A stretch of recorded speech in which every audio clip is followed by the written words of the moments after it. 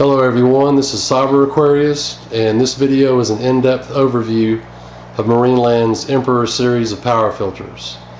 When Marineland first came out with these filters in the mid-90s, I was a sales rep for the company, and what I would do, I would go around to local fish stores and set up these filters on aquariums and talk with employees and customers about the features and benefits of each filter. I no longer work with Marineland, so I have nothing to gain by making this video.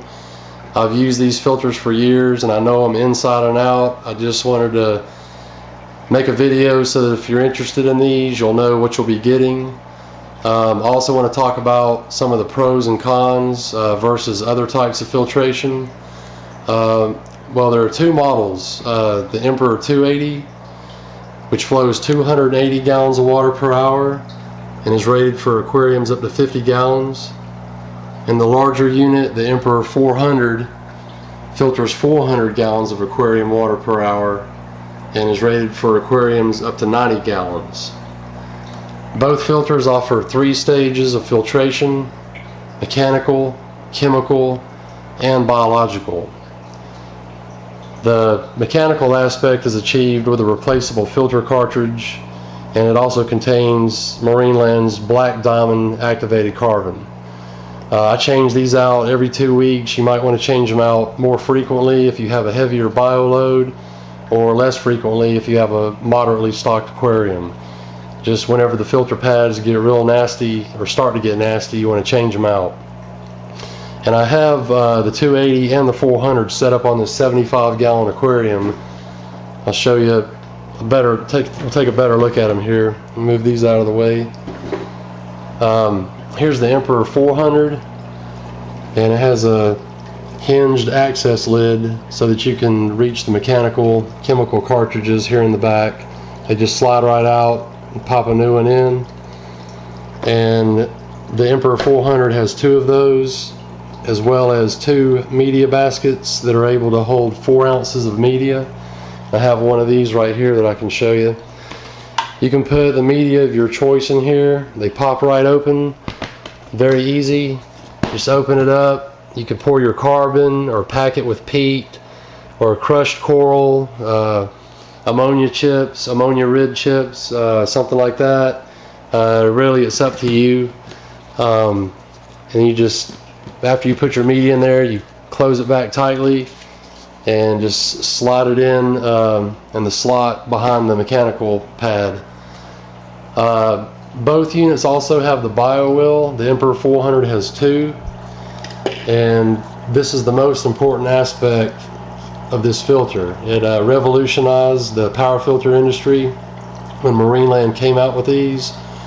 What this does is it grows your beneficial bacteria that convert your fish waste or toxic ammonia and nitrite into less harmful nitrate.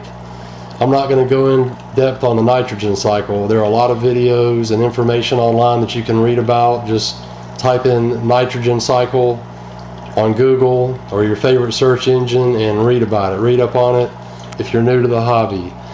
But what I want to explain to you is whenever you first get the filter, the bio wheels will be clean. They won't be brown like this. They'll be a light gray color.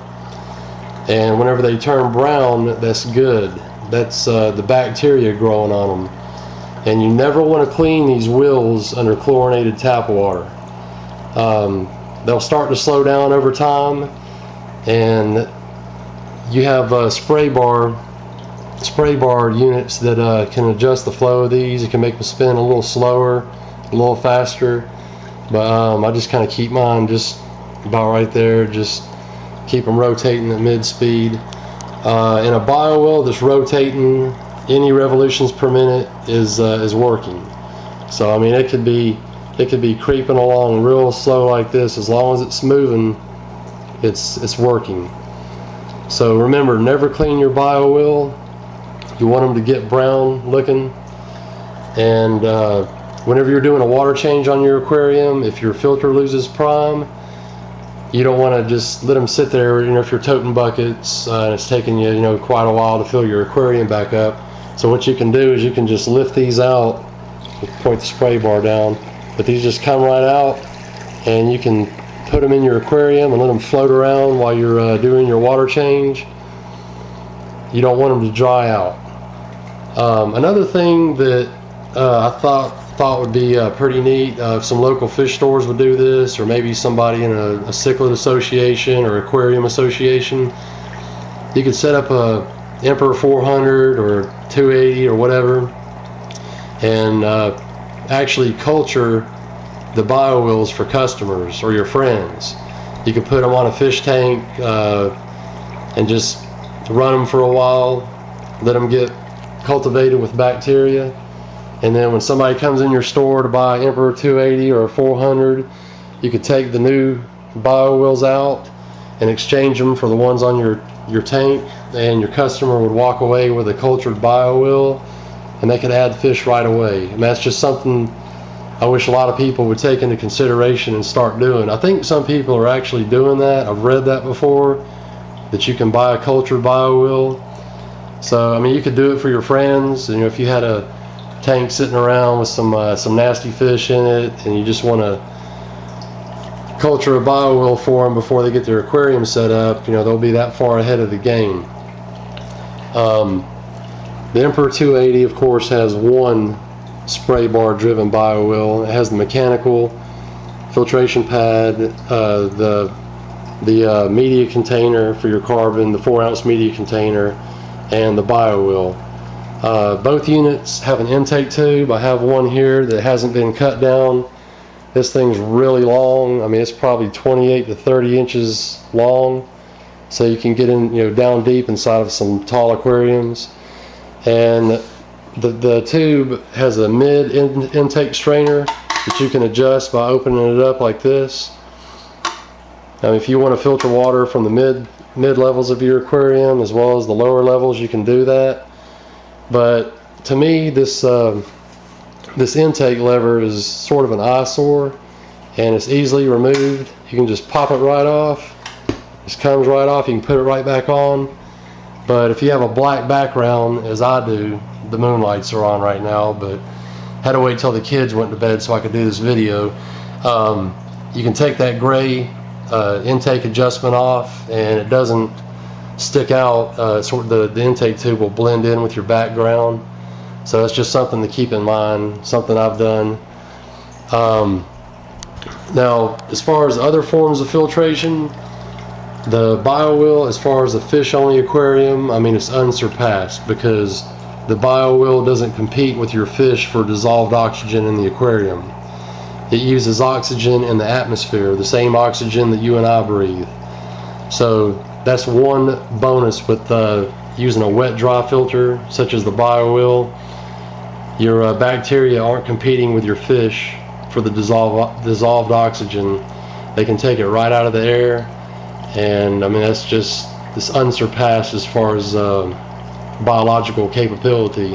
Whereas in a canister filter, bio-rings or Fe substrate or something like that, it's going to compete with your fish for oxygen. So it's something to keep in mind. I'm not saying canister filters aren't great. They have their applications. For me, I would use a canister filter in a heavily planted aquarium, because you can put the spray bar beneath the water surface, minimizing the surface agitation, because in a planted aquarium you don't want to dispel CO2 from your water. You can see that these filters, they agitate the water quite well, which allows for gas exchange from your water to the surface of the air. So that's one instance I would use a canister filter over a power filter. I would use a wet-dry sump for an aquarium where I wanted to hide the heater or the intake. So like I said, you know, each filter has its application. I don't really think that one's better than the other in every application. It just depends on what you're wanting to do. I mean, I read a lot of comments when people have power filters. Other people say, well, you should step up to a canister filter or a sump or something like that. But actually, that was the mindset in the past. I mean, that's the way these filters used to be. They were inferior, but not anymore. I mean, with the addition of the biowheel, You have the capability of processing the toxic waste more efficiently than in any other type of filtration system. I think I've covered about everything with each model. There's been a couple changes though since the 90s, and Marineland used to have a flow adjustment lever right here. You could lift it up for less intake when you're feeding, or push it down for maximum flow. And also there used to be a clear plastic window here so that you could see the rotation speed of your biowheel. Well, Marineland's eliminated that. These little tabs on the side, these little indentions, you could see them through the clear window, and you know just how fast the biowheel was rotating. I don't know why Marineland has left them off here recently. I mean, I wouldn't think they'd be saving a whole heck of a lot of money, but I wish that's something they would put back on these units. So if anybody in Marineland hears that, I mean, guys, bring it back. That was a great feature. So I think I've covered everything. You know, some of you guys that are using these, you can post your comments, tell us what you like about them. I mean, you can't beat them for the price. I think I got this one, the 280, for $35. And the Emperor 400, I think you can pick it up for around 50, 55, maybe 60 bucks at the most. So check them out if you've never used them before. I highly recommend them. And like I said, each type of filtration has its place in the hobby. So I really don't think one is any better than the other. It just depends on what you're wanting to do. I appreciate your time. I know this has been a long video, but I had a lot to cover. So stay tuned for more updates on other videos, and thank you guys for watching.